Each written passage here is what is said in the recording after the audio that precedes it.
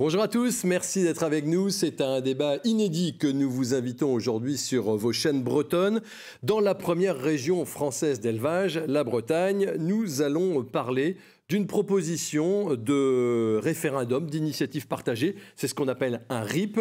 Un RIP qui porte sur le bien-être animal, sur la condition animale. C'est une proposition qui a émergé au mois de juillet dernier. Derrière ce RIP, la question centrale, c'est la place que la société française veut donner aux animaux. C'est une proposition qui déploie 6 grands thèmes, notamment l'interdiction des animaux sauvages dans les cirques, l'interdiction de la chasse à courre. Mais en ce qui nous concerne, en Bretagne, on va plutôt se focaliser aujourd'hui sur l'élevage en cage et surtout sur la sortie progressive de l'élevage intensif. Parce que vous vous doutez bien que si ce référendum venait à être adopté, ce serait un bouleversement pour le monde agricole breton. Et justement, ce référendum, où en est-il? A-t-il des chances d'aboutir? Qui est-ce qui se cache derrière? Et si jamais il aboutit, quelles seront les conséquences pour l'agriculture bretonne et les conséquences pour les consommateurs et pour ce qu'ils vont trouver à l'avenir dans leurs assiettes? C'est de tout cela dont on va parler avec nos invités sur un sujet évidemment qui est clivant, qui est sensible, qui est épidermique, surtout quand certains mouvements un peu plus radicaux font fuiter des images ou des reportages qui peuvent paraître révoltants et choquants. Mais nous, ce que nous voulons ici, c'est un discours constructif et apaisé. Je suis certain qu'on n'aura pas de mal avec les pointures qui sont sur ce plateau et que je m'en vais vous présenter tout de suite, à commencer par Ghislain Zuccolo. Bonjour Monsieur Zuccolo. Bonjour. Vous êtes le directeur général de Wellfarm. C'est une association qui existe depuis 1994 et qui vise à une meilleure prise en compte du bien-être des animaux de ferme, qu'on appelle également les animaux d'élevage ou les animaux de rente. Vous êtes soutenu par des dizaines de milliers de personnes et de donateurs depuis donc 1994. Nous sommes aussi avec Jean-Baptiste Moreau. Bonjour. Bonjour. Vous êtes député de la Creuse, vous êtes éleveur, oui, vous vous présentez comme un député éleveur. Député paysan, oui, je le revendique, d'une autre grande région d'élevage que la Bretagne, à savoir le Limousin et plus précisément la Creuse. Et voilà. Alors vous êtes à l'Assemblée nationale un peu spécialiste des questions d'agriculture, notamment tout ce qui concerne la modernisation des filières. Vous êtes très actif. Juste comme ça, pour certaines associations un peu radicales, vous n'êtes pas un ami des animaux, vous? Je ne suis pas un ami des animaux, pourtant c'est sans doute moi le député qui passe le plus de temps avec les animaux, puisque j'y suis tous les week-ends, les lundis, les mardis, les soirs, les nuits, voilà. Donc je connais bien les animaux, je vis avec depuis que je suis tout petit, depuis que je suis né. Donc voilà, je suis pas, mais je ne mettrai pas toutes les associations dans le même sac, notamment, enfin on en reparlera, mais c'est différent entre les associations animalistes et les associations welfaristes. On n'est pas sur les mêmes logiciels et sur les mêmes positionnements. Voilà, il y en a qui veulent faire avancer les choses et qui sont dans la négociation, d'autres qui sont un peu plus... Qui veulent l'arrêt de tout élevage, les animalistes. On en parlera. À vos côtés, Jean-François Bronstein. Bonjour monsieur. Bonjour. Vous êtes philosophe, professeur à la Sorbonne. Il y a 2 ans, vous avez sorti un livre qui s'appelle « La philosophie devenue folle », le genre, l'animal, la mort, où vous disséquez finalement les théories des grands penseurs, notamment de la cause animale, et vous expliquez les aberrations auxquelles peuvent conduire, hein, c'est ça leurs propos ou leurs idées. Oui, effectivement, il ne faut pas mélanger ça du tout avec les associations qui essaient juste d'améliorer l'élevage, ça c'est rien à voir. Mais ces penseurs sont des personnages assez extraordinaires. Oui, pour ne pas dire quelquefois un peu terrorisants. Oui. Mais on y reviendra. Et puis, un confrère sur ce plateau, Gilles Luneau, bonjour. Bonjour. Journaliste, écrivain, réalisateur. Vous avez beaucoup travaillé avec José Bové. Je crois que vous avez fait 9 livres avec lui. Et vous avez sorti, il y a quelques temps de cela, un ouvrage qui s'appelle « Steak barbare », qui est le fruit d'une longue enquête que vous avez menée, notamment aux États-Unis, sur les néo-viandes, les nouvelles viandes, celles qui pourraient remplacer les viandes d'élevage dans notre assiette. C'est pas de la science-fiction, ça arrive. Hein. Ah oui, c'est là, c'est déjà à Hong Kong, dans le commerce. On l'a vu il y a quelques jours. Oui, c'est une grosse enquête. En fait, je l'avais commencé pour le magazine Oui Demain. Et puis, vu ce que j'ai trouvé, finalement, quand on tire les fils d'une investigation, c'est le financement qui m'a emmené aux États-Unis, le financement d'un certain nombre d'associations en France et au niveau européen sur l'agitation animaliste, on va dire. Et c'est ce qui m'a emmené aux États-Unis. Et là, je l'ai continué, je veux dire, solo pour faire un livre, quoi, voilà. Steak barbare, on en reparlera tout à l'heure, mais vous dites, mais ce référendum d'initiative partagée, qu'est-ce que c'est? Qui est derrière? L'explication, c'est maintenant, en 2 minutes. Le RIP pour les animaux, qu'est-ce que c'est? Le référendum d'initiative partagée pour les animaux a émergé sur la scène médiatique le 2 juillet dernier. Il entend faire avancer la cause et le bien-être animal. C'est une initiative portée par plusieurs personnalités, 3 entrepreneurs français, Xavier Niel, patron de Free, Marc Simoncini, créateur de la plateforme Mythique, Jacques-Antoine Grandjean, PDG de Vipi. Le journaliste et militant Hugo Clément, également porte-parole de ce projet de référendum. Et enfin, 23 associations de défense des animaux, dont L214. Le référendum d'initiative partagée est un outil qui permet à tous les citoyens, s'ils sont suffisamment nombreux et soutenus par des parlementaires, de soumettre une proposition de loi au vote des Françaises et des Français. Ce référendum pour les animaux se compose de 6 mesures. L'interdiction de l'élevage en cage à l'horizon 2025. L'interdiction de l'élevage intensif, cela se traduit par un accès à l'extérieur obligatoire pour toute nouvelle exploitation et à l'interdiction totale de l'élevage en bâtiment fermé sans accès à l'extérieur d'ici à 2040. Aujourd'hui, la majorité des animaux sont élevés en bâtiment. La fin de l'élevage pour la fourrure. Il existe aujourd'hui 4 fermes de fourrure dans l'Hexagone, spécialisées dans l'élevage de visons. L'interdiction de la chasse à courre, du déterrage et des chasses dites traditionnelles. L'interdiction des spectacles avec des animaux sauvages. Et enfin, l'interdiction des expérimentations sur les animaux quand une alternative est possible. Le référendum pour les animaux doit recevoir l'appui de 185 sénateurs et députés, puis la signature de 4 700 000 citoyens, soit 10% du corps électoral. Si ces objectifs sont remplis, le projet de loi pourra être alors soumis au vote des Français. Le référendum d'initiative partagée pour les animaux obtient pour le moment le soutien de 145 parlementaires. Alors, la première question aux invités va être très claire. Si le RIP arrive devant vous aujourd'hui, vous le signez ou vous ne le signez pas? Ghislain Zuccolo, j'ai l'impression que dans ma question, il y a déjà votre réponse. Sans aucune hésitation, on signe le RIP, bien évidemment, tout simplement parce qu'une des raisons d'être et ce qui a conduit à la création de Wild Farm, c'est la volonté de pouvoir obtenir un accès au plein air ou à l'extérieur pour tous les animaux et faire interdire les systèmes de contention, et notamment les cages dont sont victimes encore beaucoup d'animaux en France. Donc oui, on signe. D'accord, vous signez. Jean-François Braunstein.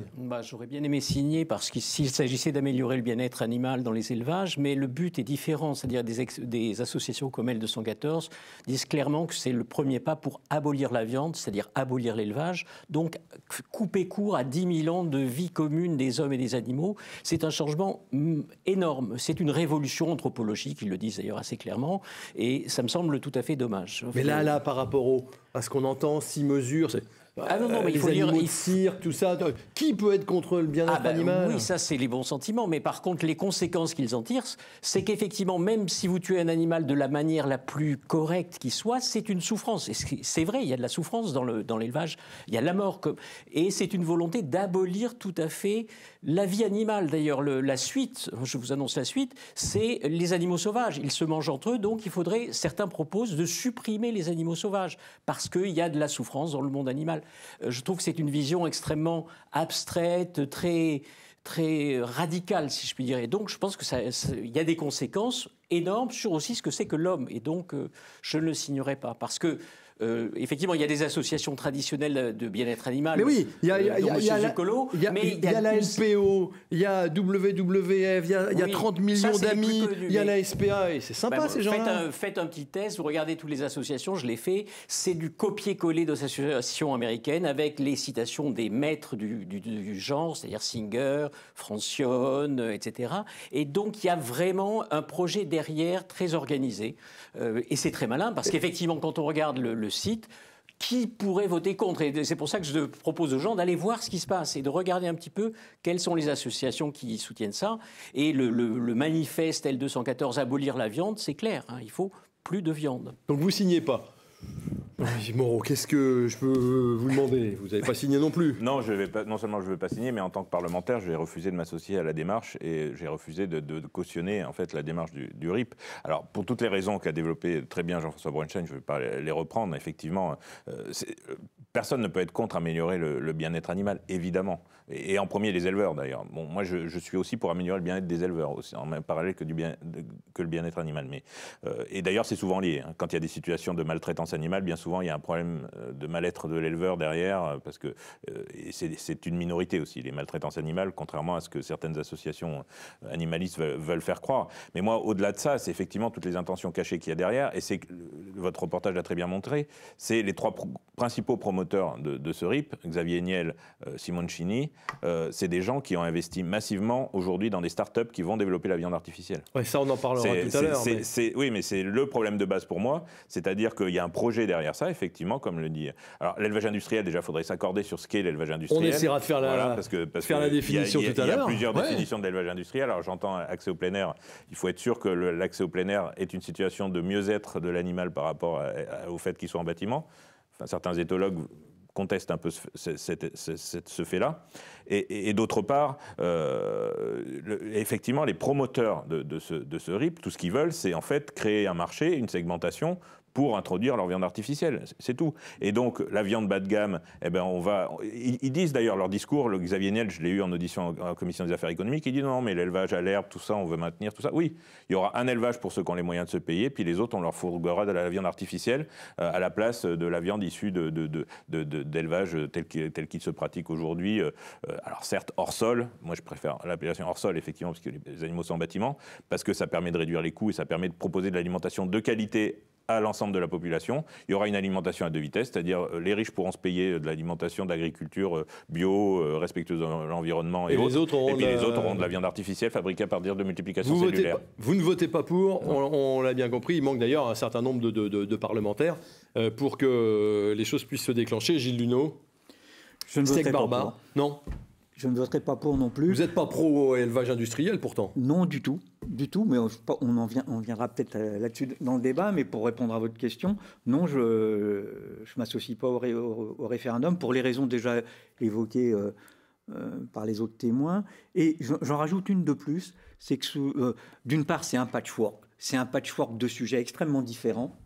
Hein, le cirque, les zoos, la question de l'élevage intensif, l'expérimentation animale, la chasse, enfin, les chasses même. Je veux dire, c'est des sujets qui ont leur tenant et aboutissant, dont l'évolution ou même l'arrêt, si on veut aller avec les extrémistes, mérite qu'on se penche sur le dossier et qu'on l'examine. On ne peut pas mettre... Qu'est-ce qu'il élit ? Il élit, c'est, entre guillemets, la perception qu'on a de la souffrance animale. Je dis bien la perception. La société ne veut plus voir de signes extérieurs de souffrance animale. Personne ne veut ça. Je ne suis absolument pas d'accord. Le monde urbain, ce qui n'est pas tout à fait pareil, qui est depuis des décennies coupé de la nature, qui est élevé, on va dire, lui aussi hors sol. Vous pensez que c'est une idée d'urbain Absolument. De gens qui mais je veux finir si vous voulez. Pourquoi je m'y oppose alors là, mais vraiment catégoriquement, c'est que je pense que sous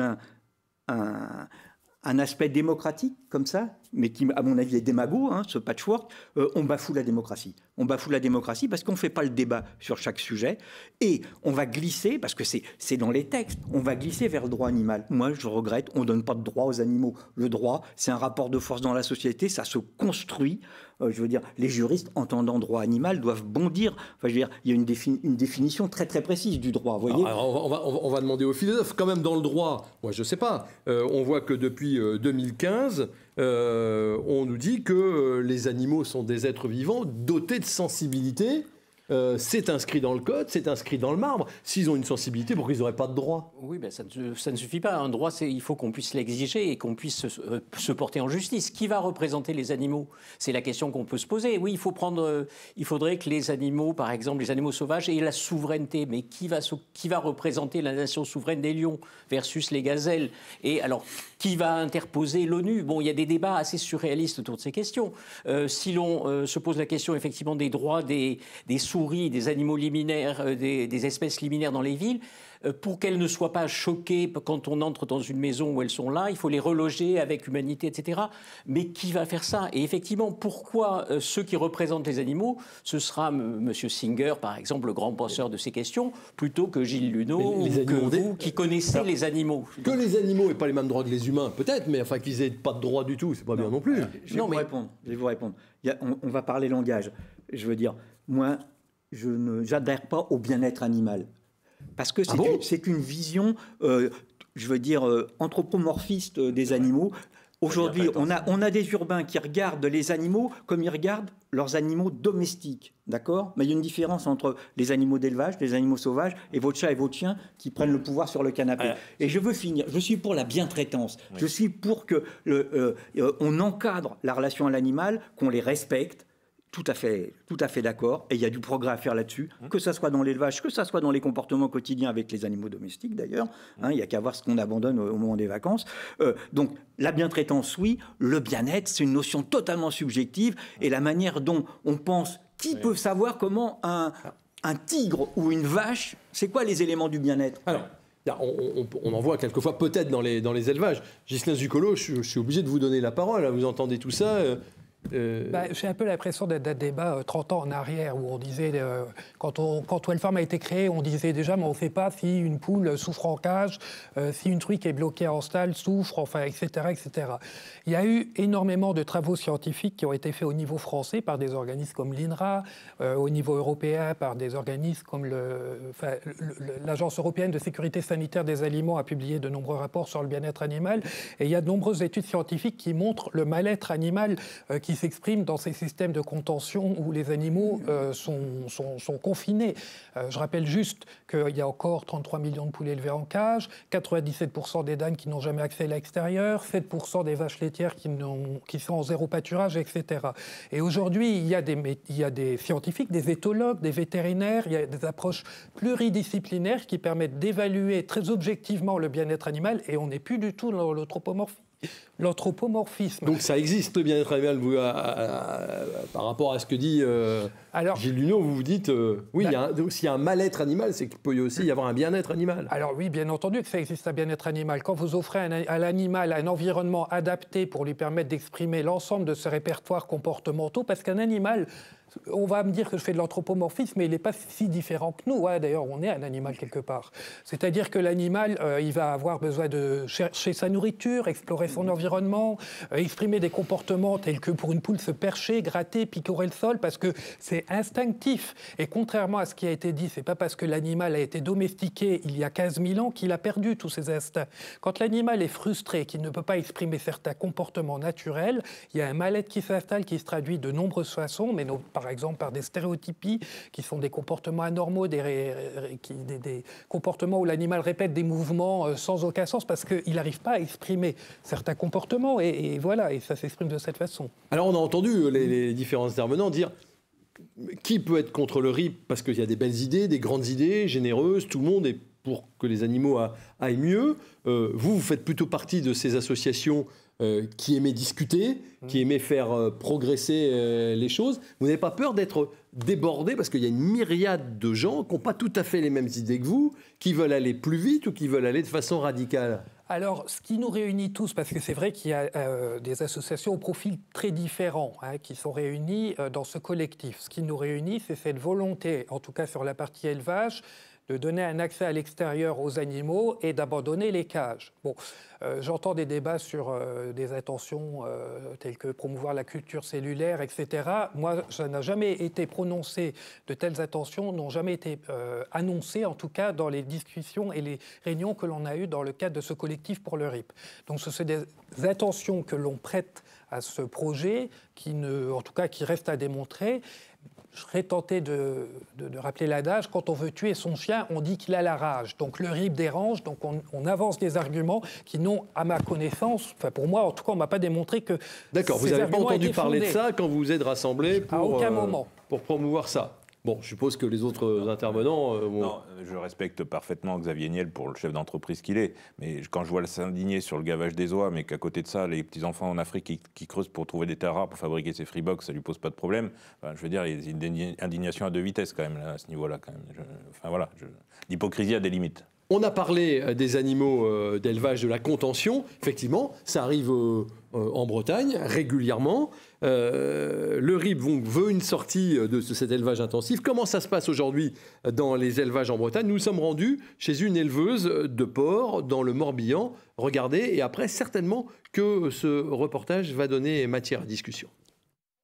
Je m'appelle Lydia, je suis éleveuse de porc dans le Morbihan. Mon modèle, qui est un choix, c'est un élevage conventionnel. Ça représente à peu près 95% des élevages bretons.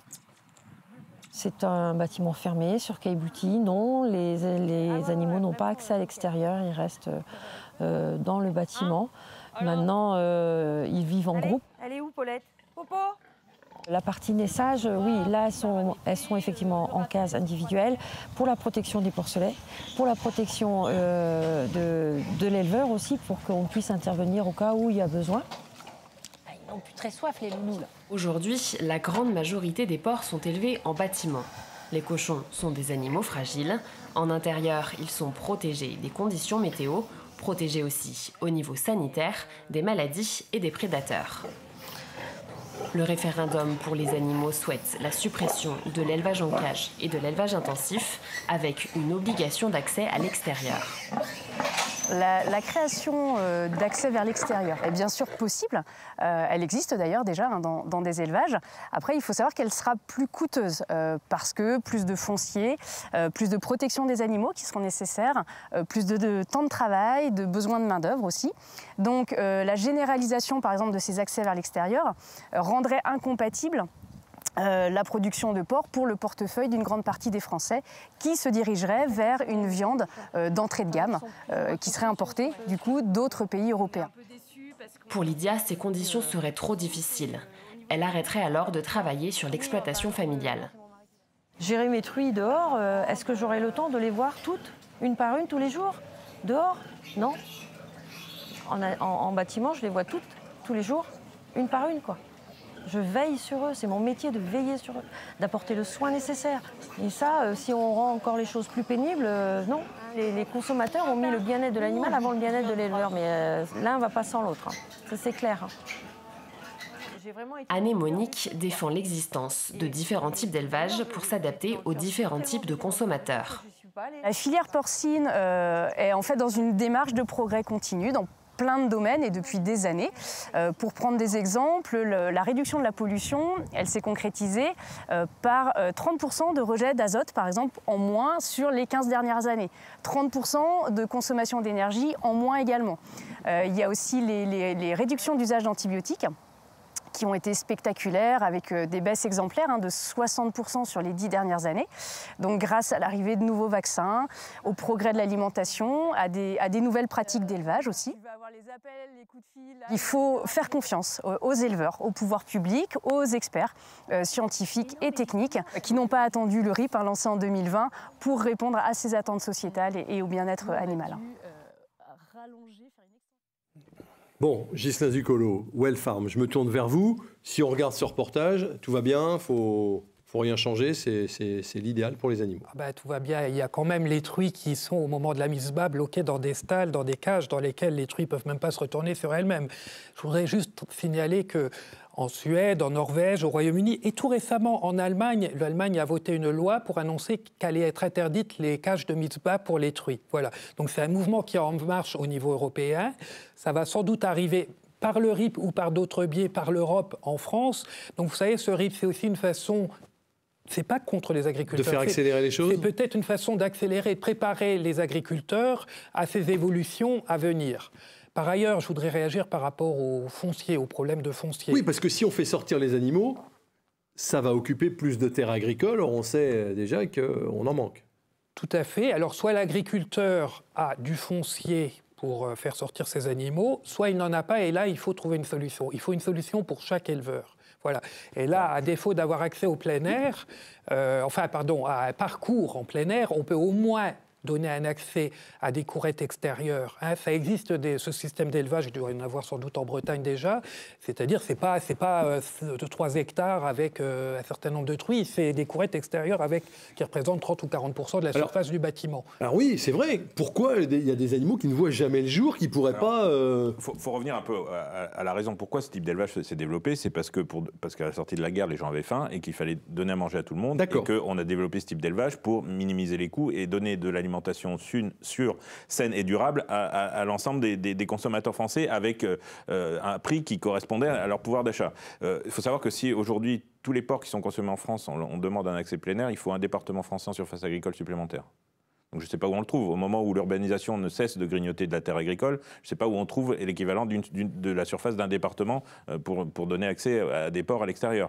Alors on peut dire on va modifier le mode de consommation, on va manger moins de viande, enfin voilà, ça c'est des injonctions. On en mange déjà moins. On en mange déjà moins depuis des années. Et pareil, sur le bien-être animal, on n'a pas attendu L214 pour s'occuper de bien-être animal. Des abattoirs qu'on fermait, il y en a plein dans les années 80. Je peux dire que vous filmiez des abattoirs dans les années 60-70, vous voyez les images qu'on voit qui sont une sur 100 ou 200 abattoirs. Qui existent. Oui, elles existent et il faut les condamner et lourdement quand ça arrive. Et il n'y a les pas que éleveurs des qui sont abattoirs. maltraitants, les éleveurs qui sont maltraitants, moi j'étais président de coopérative, j'ai été président d'un abattoir, je participais à une cellule de vigilance qui surveillait justement. Parce qu'on a souvent l'impression que c'est l'omerta et qu'on dit rien sur je participais à des réunions ceux qui sont mauvais dans leur boulot. Avec la direction départementale des territoires, direction départementale des CSPP, avec des vétérinaires et autres qui avaient une cinquantaine, soixantaine d'éleveurs en suivi qui avaient des problèmes de divagation des animaux, qui avaient des problèmes de mortalité importante sur les animaux, et on surveillait, on suivait, il y avait les services sociaux qui y allaient, donc il y a des choses qui se font. Alors c'est pas grand, ça fait pas la une et le buzz comme les vidéos d'L214,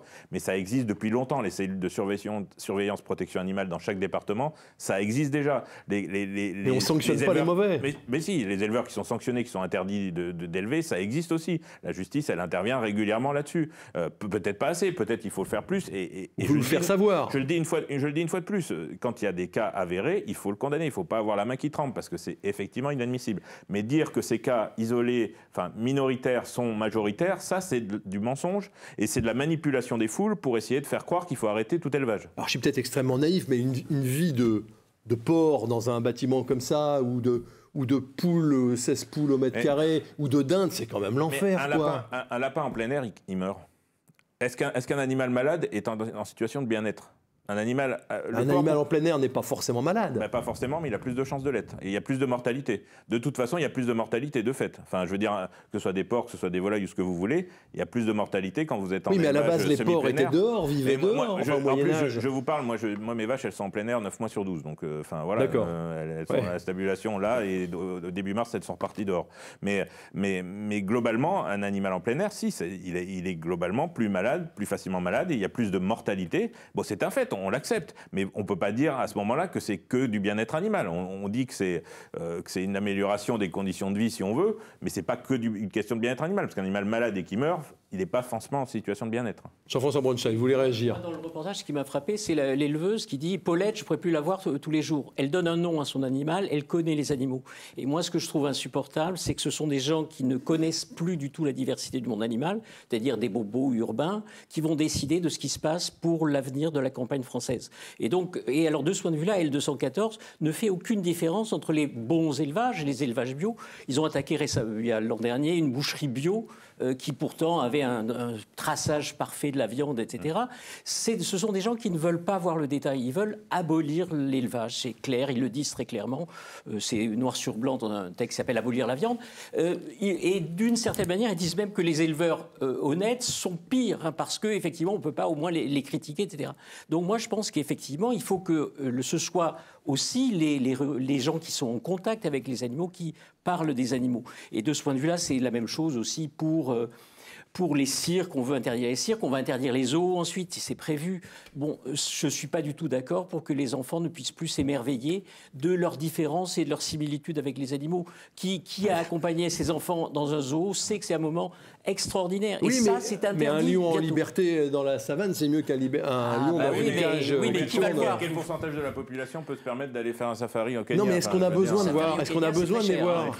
Mais est-ce qu'on a besoin de les voir ? Est-ce que les enfants ne peuvent pas s'émerveiller d'autre chose que d'animaux dans des cages ? Les animaux, c'est nous en différent. C'est quelque chose qui fait partie de la vie, effectivement. Et le fait que les animaux meurent, ça veut dire que nous aussi on meurt d'une certaine manière. Et donc, il y a de la souffrance dans le monde, il y a de la mort. C'est ça, je ne veux pas faire de la philosophie de bas étage, surtout à côté d'un professeur de philo, mais ce problème de l'animalisme, globalement, c'est un problème de relation de la vie avec la vie et la mort surtout. Et on refuse, la civilisation hors sol urbaine, aujourd'hui, elle refuse de voir la mort comme faisant partie de la vie. Or, la mort fait partie de la vie. Ma fille de 8 ans, elle a déjà vu mourir un chat, elle a déjà vu mourir un petit veau, et donc voilà, elle a intégré que la mort fait partie de la vie. Cette civilisation qui m'effraie vraiment, qui devient aseptisée, refuse de voir que la mort fait partie de la vie. C'est ça le problème de base, en fait. C'est de là que tout part. Il n'est pas étonnant qu'il y ait ces transhumanistes en même temps qui aujourd'hui veulent tuer la mort. Effectivement, l'idée, et tous les GAFA, etc., investissent beaucoup avec l'idée absurde, utopique, naïve, qu'on va pouvoir supprimer la mort. Et effectivement, je crois que c'est ça aussi. On ne veut pas voir qu'il y a de la mort dans la vie, effectivement. Gilles Luneau. Oui, je rebondis sur ce que vous dites, Monsieur Moreau. C'est le gros non-dit. C'est le gros non-dit de tout ce mouvement. Et c'est assez manipulateur d'escamoter la mort. Parce que, bon, je ne vais pas répéter ce que vous avez dit, mais je vais aller un peu plus loin. C'est-à-dire qui aujourd'hui est encore capable d'aller attraper un poulet, de le tuer et de le plumer, ou un lapin? Hein, je ne demande pas de savoir dépecer un veau ou un porc, mais je veux dire, moi j'ai fait le test dans des conférences, de demander aux gens de lever la main, ceux qui savent attraper un poulet, le tuer et le plumer, quoi. Je suis désespéré par le peu de mains qui se lèvent. Oui, en même temps, dans nos vies de tous les jours... Non, mais je veux dire, par là, assumer le fait que nous sommes... quand même très haut dans la chaîne trophique, qui est, si on parle de nature, d'environnement, d'écologie, ce que nous disent les animalistes, je veux dire, en fait, il faut assumer sa place dans l'échelle trophique et accepter de tuer pour manger. Alors ensuite, je veux revenir aux images. Je veux dire, moi, je souscris à ce que dit M. Zuccolo, l'élevage industriel doit cesser. Ça, je suis d'accord. Qu'est-ce qu'on appelle d'abord? C'est quoi l'échelle d'un élevage industriel? Non, c'est la méthode. C'est la méthode. C'est pas une question de taille, c'est la méthode. Alors, ils sont pas sur la paille, là, les cochons, ils sont sur du caillebotis. Enfin, moi, je pense que ça doit s'arrêter. Je ne cautionne pas ce genre d'élevage, et j'ai assez publié de livres là-dessus, sur les moyens d'en sortir, interviewé. Il y a des bibliothèques entières d'agronomes pour dire comment on sort de ça. Et donc, on n'en sort pas avec un référendum comme il est proposé, on en sort avec une politique agricole, je veux dire. Et c'est une réorientation, on a assez... je pars sous votre contrôle, c'est 9 milliards par an qu'on donne à l'agriculture, il y a 400 000 exploitations. Je veux dire, on a les moyens sur 5 ans, sur 10 ans, bon, il faudra peut-être faire coller ça avec un mandat politique, pour réorienter avec les acteurs, non pas interdire, mais dire, voilà, on a un constat radical, vous l'avez très bien rappelé, sur l'obligation de produire des années d'après-guerre. Depuis les années 70, on sait que le modèle déraille, on continue à aller devant. Et c'est pas en améliorant, en restant dans la logique technique de faire un petit peu de bien-traitance ou de bien-être, comme vous voulez, je veux bien vous concéder le bien-être en les laissant sortir d'une cage, qu'on va y arriver. Il faut sortir du modèle industriel de segmentation, parce qu'on pourrait parler de comment ça s'organise. Mais là, vous allez d'accord, j'ai l'impression. Non, je veux juste finir. Et pourquoi je dis ça? C'est-à-dire que ce qu'il y a derrière, avec des Monsieur Niel et les autres, et les start-up de viande artificielle, qu'elle soit végétale ou à base de cellules souches, c'est la substitution du modèle industriel actuel par un autre modèle industriel. C'est-à-dire qu'on ne se pose pas la question de l'agronomie, de la liaison au sol, de la liaison au territoire, de la liaison au paysage. Voilà. Je suis ingénieur agronome de formation, donc on va s'entendre. Voilà, vous entendre. Je peux en parler un peu. Non, mais je partage une partie du constat, mais de toute façon, celui qui a vraiment le pouvoir, contrairement à ce qu'on croit souvent, c'est bon, le politique, bien sûr, il ne faut pas se défiler devant ses pouvoirs, mais c'est aussi le consommateur qui doit devenir un vrai consommateur, mais qui l'est déjà partiellement d'ailleurs. Parce que les œufs de poule en cage aujourd'hui, dans les boîtes, c'est quasiment plus consommé. C'est quasiment plus consommé. Il y en a quasiment plus. Et d'ailleurs, dans la loi Egalim, on a voté, dont j'étais le rapporteur, la loi des États généraux de l'alimentation, on a voté la fin de toute nouvelle installation de poule en cage. Ça, c'est acté, c'est dans la loi et c'est gravé dans le marbre. Donc ça, on y va, mais de toute façon, c'est le consommateur même qui décide. Parce que de toute façon, quand il va chercher sa boîte d'œufs, le code qui correspond à la poule en cage, il n'y en a plus. Enfin, il décide, sauf que si la viande est très chère et une viande moins chère qui vient de Pologne... Ce qui vient d'importation, c'est ça le danger. Voilà. C'est qu'on doit accompagner ça aussi d'une réforme profonde, et ça au niveau européen, pas qu'au niveau franco-français, de nos stratégies d'échanges commerciaux. Parce que le problème, c'est que vous pouvez très bien supprimer tout élevage industriel, je vais reprendre le terme, en France. Si vous continuez à importer ces produits-là, qui vont être beaucoup moins chers que les produits français d'ailleurs, mais même pas forcément d'extra-européens, d'intra-européens, ben vous allez juste détruire notre agriculture, la réduire à un marché de niche. On n'aura plus notre souveraineté alimentaire, ce qui est un enjeu. Enfin, toutes les guerres démarrent de dépendance alimentaire des pays vis-à-vis d'autres. Ça, c'est clair. Donc il y a quand même cet enjeu-là qui est de souveraineté alimentaire qu'il ne faut pas ignorer. Mais je ne dis pas que c'est pas possible en diminuant, voire en supprimant les élevages industriels. industrielle, mais il faut un pas de temps et il faut faire avec, il ne faut pas faire contre. Mais je voudrais qu'on entende quand même Ghislain Ducolo, parce que ça vous plaît pas, on l'a bien compris. Il y a des progrès quand même qui sont faits, non? Puis vous discutez pour que les progrès se fassent. Alors, il y a des progrès, et notamment qui sont le fait des éleveurs, et je pense que ces évolutions doivent se faire avec les éleveurs et pas contre les éleveurs. Je voudrais citer un exemple des travaux que fait Wild Farm qui illustre un peu les propos du RIP. Nous travaillons avec la coopérative Eureden, qui est notamment ex-coopérative d'Aussi. Ils ont décidé, ils avaient 29 élevages de poules en cage, ils ont décidé d'arrêter de faire des poules en cage. Donc, ils ont décidé de convertir leurs élevages en cage en élevage en plein air. Et quand il n'y avait pas le foncier, ils ont développé des élevages au sol avec jardin d'hiver. Donc, c'est une espèce de semi-accès au plein air. Voilà, donc on peut trouver des solutions pour tout le monde. On n'est pas obligé de gaspiller un département français, c'est ça que vous dites?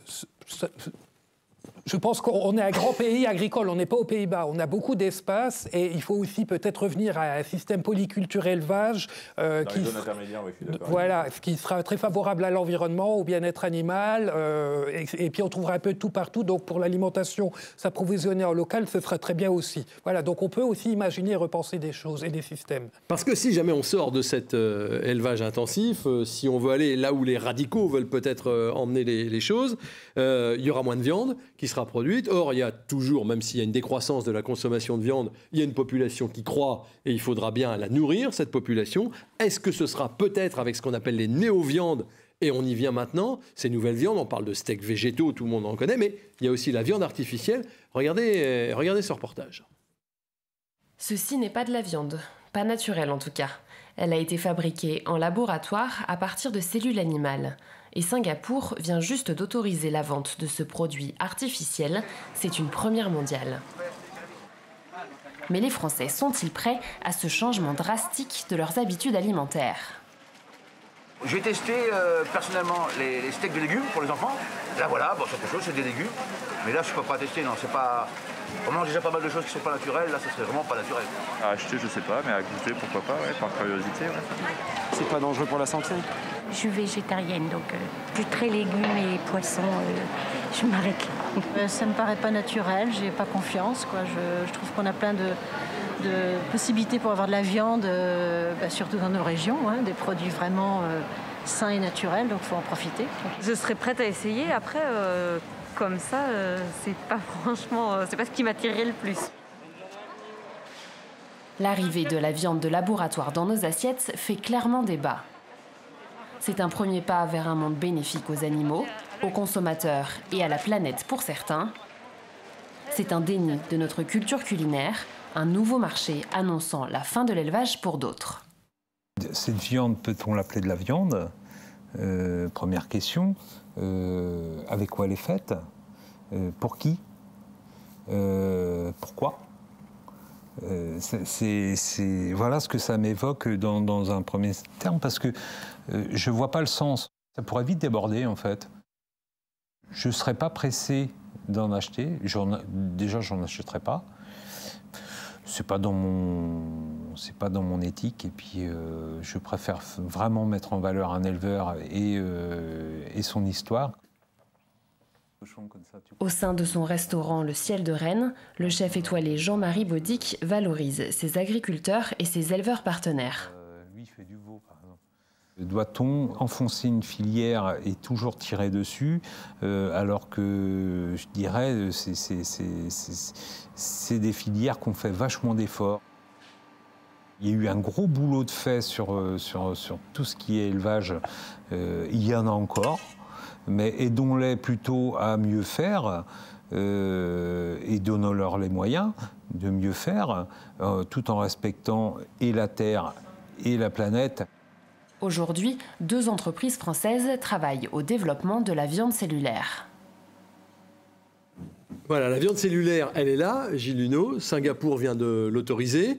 Vous avez fait une enquête là-dessus avec votre livre Steak Barbare. Vous avez goûté, c'est bon, ça ressemble à de la viande? Écoutez, j'ai goûté le poulet qui est en vente à Singapour, je l'ai goûté en Californie, à San Francisco, il y a 1 an maintenant, quoi.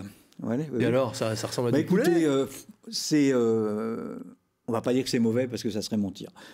C'est pas mauvais, c'est quand même pas la texture du poulet, et puis c'est fait avec plein d'ingrédients, d'additifs, etc., pour essayer de s'approcher.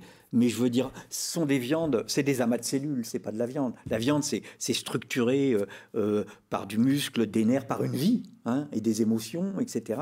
Je veux dire, on le voit bien parce que la même bête, enfin, deux bêtes d'une même race n'ont jamais le même goût, etc. Donc, je veux dire, on est loin de la viande qu'on connaît. Hein, mais je veux dire, on n'est plus gastronome ici qu'à San Francisco. Mais ça va arriver, ça y est. Enfin, oui, le mouvement, il est inéluctable de voir arriver. J'en sais rien s'il est inéluctable parce que c'est M. Moreau qui disait, il y a quand même les consommateurs qui choisissent. Mais moi, je voudrais attirer l'attention sur quand même votre introduction, l'augmentation, la démographie, etc., nourrir le monde. Je veux dire, c'est un argument de l'industrie. C'est-à-dire que, historiquement, si vous me permettez, historiquement, on nourrit les gens à partir d'un territoire. Et c'est le supplément qui est exporté. Mais je veux dire, cette vision-là territoriale, c'est ce qui a fait, on va dire, sans mauvais jeu de mots, la richesse des nations. Mais c'est fini, ça. Mais non, c'est pas fini. Parce que je vais vous donner un exemple. La pandémie qu'on traverse. Hein, le premier confinement. Moi, j'ai fait un documentaire pour France 3 là-dessus. Je veux dire qu'on est passé à 2 doigts des ruptures de stock. Pourquoi? Parce que l'autonomie moyenne alimentaire des villes, c'est 2 jours. Les stocks des supermarchés, 2-3 jours. Le flux continu de la production alimentaire, chez les meilleures les entreprises qui ont le plus de sécurité, c'est 15 jours. Je veux dire que quand on parle de sécurité, quand on parle de sécurité alimentaire, je veux dire, et qu'on a des usines, qu'on aura des usines tenues par 3-4 milliardaires, allez, une par métropole, parce que c'est ça que vous voyez. C'est que derrière, les gens qui sont derrière le RIP, alors on en a vu, on a parlé, c'est des patrons de la tech française, toutes les stars du showbiz adhèrent évidemment au RIP aussi, il y a beaucoup de monde qui soutient. Vous vous dites derrière, ils sont en train de promouvoir le RIP pour derrière amener leur nourriture à eux. Pour moi, c'est pas un peu du complotisme, ça, quand même ? Non, c'est pas du complotisme. C'est juste les derniers abcès de la société de consommation telle qu'elle va. C'est-à-dire qu'on essaye de créer une segmentation pour faire du placement produit et pour faire du maximum de gains. Parce qu'il est évident que cette viande artificielle, alors pour le moment, elle coûte un peu cher à produire, mais avec les processus industriels, elle va coûter beaucoup moins cher. Alors j'espère que ceux qui sont pour cette viande artificielle sont aussi pour les OGM, parce qu'en termes de manipulation du vivant, les OGM, c'est de la roupie sansonnée par rapport à la viande artificielle. Moi, une multiplication cellulaire, je sais ce que ça donne, c'est un cancer. Ça s'appelle quand c'est désordonné et quand c'est pas maîtrisé. Là, c'est peut-être maîtrisé, j'en sais rien. Je sais pas ce que ça fait après moi dans l'organisme. Je sais pas ce que ça devient. C'est bloqué parce que c'est traité avec des hormones et tout ça pour bloquer la multiplication cellulaire, mais c'est une entreprise médicale, ça va être des bioréacteurs, d'immenses bioréacteurs où on va fabriquer effectivement à partir de cellules souches et toute une série de médicaments, d'hormones, etc. C'est vraiment un cauchemar. C'est Soleil Vert où effectivement, pour nourrir la planète, les plus anciens se souviennent de ce film avec Charlton Heston, non ? Voilà, c'est exactement ça. Vous avez vu l'info ? Si on veut juste des protéines, il n'y a qu'à manger des pilules. Et effectivement, on perd tout ce qui fait le sens du repas, de la civilisation, de la culture. C'est un cauchemar pour moi. Alors là, c'est une rupture de civilisation, vous dites. C'est une rupture de civilisation parce que je vais simplement le donner en une phrase.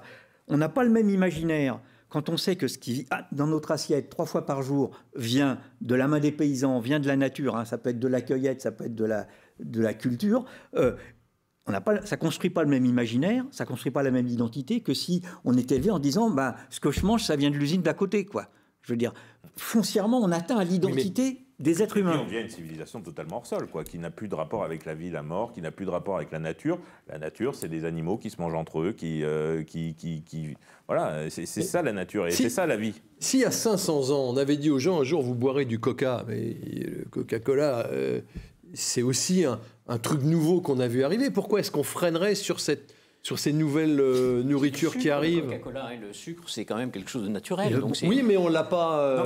On l'a découvert tard. La fin du schéma animaliste, c'est tout le monde vit dans des villes. Parce que la vie à la campagne, elle devient impossible. Ou alors à euthanasier l'ensemble des animaux qui y sont présents aujourd'hui. Mais sinon, vous ne pouvez plus vivre dans les villes. Déjà, l'activité économique, la Creuse, je suis bien placé pour le parler. Si vous enlevez l'agriculture et l'élevage, vous n'avez plus rien. Ouais. Et la Bretagne, non, vous avez beaucoup d'industries, beaucoup plus que chez nous. Mais là, en Creuse, vous n'avez plus rien. Vous n'avez plus d'activité. Et en plus, vous allez avoir des animaux qui vont divaguer. Alors, je peux vous dire que là, c'est plus 80 qu'il va falloir mettre sur les nationales, c'est 50 ou 40. Parce que quand vous allez vous prendre, vous allez vous prendre un lot de 40 vaches sur le capot, je peux vous dire qu'il ne va pas rester grand-chose de la voiture. Donc voilà, qu'est-ce qu'on veut ? C'est donc supprimer toute vie pour toute vie animale.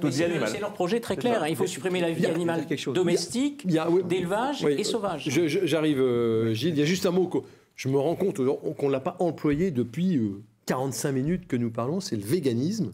On n'a pas du tout employé le mot vegan. Et vous dites, le véganisme, c'est le cheval de Troie de cette nouvelle nourriture. Toutes ces entreprises, à quelques exceptions près, l'enquête que j'ai faite, il y a quoi ? Il y a 2% de patrons de start-up. C'est de cet ordre-là qui ne sont pas véganes. Tous les autres sont véganes. Et ils avaient même organisé, je le raconte dans le livre, pour démarrer et lever des fonds, une mafia végane. C'est eux qui me le disent. On est la mafia végane.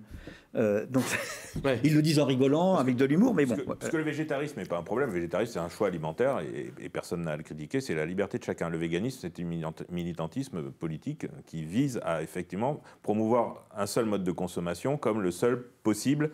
Et le seul, c'est une forme de fascisme. C'est une idéologie. C'est une idéologie fasciste. Mais c'est une idéologie fascisante. Si je me tourne vers vous, vous considérez comme un militant politique, Ghislain Zuccolo ? Pas du tout. Moi, je suis un simple citoyen qui pense que les animaux doivent être bien traités. Et depuis tout jeune, j'ai ce sentiment. Et il faut améliorer les choses. Donc, je suis un monsieur tout le monde, mais pas du tout politique. Vous êtes végane ? Vous mangez de la viande ? Alors, moi, je suis végétarien depuis très longtemps. Parce que j'ai été très choqué quand j'avais 19 ans d'avoir vu les premières vidéos sur les conditions d'abattage des animaux et je me suis dit, je ne veux pas cautionner ça. Ce dont parlait Jean-Baptiste Moreau tout à l'heure, oui. Cela étant dit, ce qui me pose problème, c'est vraiment les conditions d'élevage, de transport et d'abattage des animaux lorsque c'est mal fait. C'est pas tant le fait de tuer un animal. Il y a l'élevage, le transport et l'abattage qui est dans vos chevaux de bataille à Well Farm. Voilà, et je pense que la meilleure façon de répondre aux végétariens et aux véganes qui veulent voir croître le nombre de végétariens et de véganes, c'est de faire évoluer les conditions d'élevage, de transport et d'abattage. Parce que là, ils n'auront plus de grains à moudre pour les campagnes, enfin, ou nous non plus d'ailleurs. Oui, mais tant mieux. Et la meilleure chose qui puisse arriver, c'est que Well Farm puisse disparaître. Pourtant, je suis cofondateur de Well Farm et je le dis. Mais je ne verrai sans doute pas la disparition de mon vivant de Well Farm, en tout cas pas pour des raisons, parce que les combats auront été gagnés, mais ça serait la meilleure chose qui puisse arriver. D'accord, mais c'est clair. Oui, Gilles. Oui, non, pour compléter ce que vous souleviez avec le véganisme, si vous voulez, ils sont très clairs, ils savent très bien qu'ils ne vont pas convaincre la population mondiale à devenir végane. C'est simplement une histoire de marché. C'est-à-dire que le marché de la viande, c'est très dur à évaluer, mais on va dire que c'est entre 1400 et 1900 milliards de dollars par an. D'accord ? Les études faites par ces start-upers avec un cabinet qui s'appelle Attizione, ils prévoient pour 2040 que, tout confondu, ersatz végétariens, enfin végétaux ou cellules souches prennent 40% du marché. Rien que ça. Et avec en tête les cellules souches. C'est-à-dire qu'ils ont une stratégie, ils ont un agenda. Oui. Ils commencent par les ersatz végétaux, qui ne sont pas végétaux, c'est des protéines de synthèse, c'est du trafic. Les steaks végétaux, c'est pas des Non, végétaux. il y a un tout petit peu de pois jaune, parce qu'il faut pouvoir supporter... Il y a plein d'additifs. Il faut supporter les additifs, le pois jaune, il sert à ça. Le reste, si vous voulez, les protéines, elles sont exprimées en modifiant génétiquement des levures. Vous voyez, enfin, c'est pas vrai pour toutes les recettes, mais Impossible Food, c'est ça, pas Beyond Meat. Mais les recettes sont dans mon livre. D'accord. Les recettes des 40 additifs dedans. Mais je veux dire que le but du jeu, c'est vraiment de dégoûter le monde entier de manger de la viande. De créer une segmentation et de pouvoir remplir après cette segmentation. C'est la segmentation industrielle ultime. Voilà. C'est la segmentation philosophique. C'est le dernier cancer de la société de consommation. D'en finir avec nos rapports avec les animaux, d'en finir avec notre compagnonnage millénaire avec les animaux. Il faut qu'on en finisse et ils veulent arrêter tout parce qu'ils raisonnent d'une manière purement abstraite en termes de quantité de souffrance. Donc si on veut plus de souffrance du tout, il faut plus d'animaux. Plus d'animaux d'élevage, plus d'animaux domestiques parce qu'ils sont esclaves, plus d'animaux sauvages parce qu'ils se mangent entre eux, et à la fin, plus d'hommes. Il y a une doctrine qui est extinctionniste, c'est-à-dire qu'il faut que l'homme disparaisse, puisque l'homme sûrement va souffrir et va mourir. Donc arrêtons les humains. Il faut savoir qu'à l'extrême, Peter Singer, dont parlait Jean-François Bronstein tout à l'heure, l'inspirateur d'L214, il vous explique qu'il vaut mieux faire les tests médicaux des nouveaux médicaments sur des enfants ou des vieux malades que sur des animaux en bonne santé. Ça va jusque-là. Cette philosophie va jusque-là. Pour lui, effectivement, il faut essayer sur les malades en état végétatif chronique plutôt que sur les chimpanzés, c'est beaucoup mieux. Alors, et autre aberration, mais pour finir, la zoophilie, pour lui, ça ne pose aucun problème, puisque nous sommes comme des animaux si la relation sexuelle est mutuellement satisfaisante. Ouais. Ce sont des aberrations, et c'est ce personnage qui inspire beaucoup de ces militants. Alors, je voudrais quand même, parce qu'il ne nous reste que 2 minutes, il nous reste que 2 minutes, je voudrais qu'on finisse sur une note, d'abord il a été apaisé ce débat, est plutôt souriant, c'est tant mieux, mais quels sont Comment vous voyez l'avenir? Quelles sont les marges de progrès? Tu vois, de façon générale, qu'est-ce que vous diriez? Vous êtes plutôt confiant? Moi, je suis en Bretagne. Allez, en quelques mots. Je suis en Bretagne et j'ai beaucoup de respect et d'admiration pour la Bretagne, qui était une terre pauvre et où on a développé l'élevage parce que voilà, il fallait maintenir une forme d'activité économique pour rester au pays, en quelque sorte. Et je pense que les Bretons, je crois en leur capacité à se réinventer pour réinventer une nouvelle forme d'élevage qui réponde aux attentes sociétales, qui soit plus éthique, plus respectueuse de l'environnement. Voilà, donc je compte sur les Bretons et je tiens à le dire et on sera avec vous. Jean-Baptiste Moreau, non, mais il y a une attente sociétale des progrès qui est très encore claire à trouver. Oui, il y a des progrès à faire. Welfare aide à faire ces progrès. Moi, je les ai rencontrés régulièrement dans l'élaboration du projet de loi. Il y a certainement des progrès à faire. Évidemment, il faut juste un pas de temps qui est compatible avec le maintien de cette agriculture, parce que sinon, on va la faire disparaître si on veut la faire avancer à marche forcée. Mais il faut l'aider, il faut l'accompagner. Il y a certainement des progrès à faire. Il y a des progrès qui ont déjà été faits. Je voudrais qu'on arrive à le reconnaître quand même, parce que sur les normes de production, il y a un certain nombre de progrès. Oui. Mais voilà, aujourd'hui, le nombre d'éleveurs est en chute libre parce qu'il y a un problème de rentabilité économique et il y a aussi un problème de mal-être parce qu'on n'a pas l'avis de tout le monde quand on est éleveur. Quelquefois, il y a un problème d'investissement. Voilà, c'est quand même assez lourd. On a de moins en moins d'éleveurs. La diminution de la production de viande, il n'y a pas besoin du véganisme ou d'autres choses. Elle diminue régulièrement depuis des années et des années, si bien qu'on n'est même plus autosuffisant aujourd'hui en viande bovine. Donc voilà, il y a des progrès à faire. Il faut accompagner les éleveurs, mais on fait jamais contre les éleveurs parce que pour emmener vers une transition, il faut encore qu'il y en ait des éleveurs. Oui, c'est ça. Il faut qu'il y ait une filière. Un mot, en un mot. Moi, il me semble que l'élevage va dans le bon sens avec des gens comme M. Zuccolo ou ses associations, mais il faudrait peut-être aussi faire en sorte que les enfants des villes, que les gens des villes comprennent ce que c'est que les animaux, la campagne, etc. Et moi, je suis très choqué quand je vois que les végans de L214 interviennent dans les écoles. C'est une catastrophe, c'est tout à fait scandaleux. Alors, il y a eu une note du ministère ces jours derniers disant que ça ne rentrait pas dans le cadre du programme. J'échange régulièrement avec Jean-Michel Blanquer. Dès qu'il y a un cas détecté, je peux vous dire qu'on intervient. Voilà, c'est ça. Bon. Ouais. Mais il faut pas que les enfants soient élevés par des radicaux. Que les enfants comprennent ce que c'est que les animaux. Et en 10 secondes, Gilles, vous êtes confiant ou pas pour la suite? Oui, parce que je fais toujours confiance, je veux dire, aux êtres humains pour se régénérer. Je souscris à ce que dit M. Zuccolo, là, complètement. Et je pense qu'en effet, des associations comme la sienne sont des bons aiguillons. La question, c'est après de prendre les bons paramètres pour avancer. Et moi, je vais vous en donner un qui est très simple. Un seul. Climat, biodiversité. Le débat sur la souffrance, on ne le laisse pas de côté, mais ça rentre dans l'amélioration. Mais je veux dire que pour réorienter correctement l'agriculture, on a un mur devant nous qui s'appelle le climat et un autre qui s'appelle la chute de biodiversité. On prend ça en compte, on se donne des objectifs et on les crante. Et la polyculture élevage, c'est la solution. Absolument. Par rapport à tout ça, ce sera pas l'adversaire. Le prochain débat. Voilà, on va s'y engager. Merci à tous les quatre d'avoir été avec nous. Merci à vous de nous avoir suivis. J'espère qu'on a pu répondre aux questions que vous vous posiez. On se retrouve très bientôt sur vos chaînes bretonnes.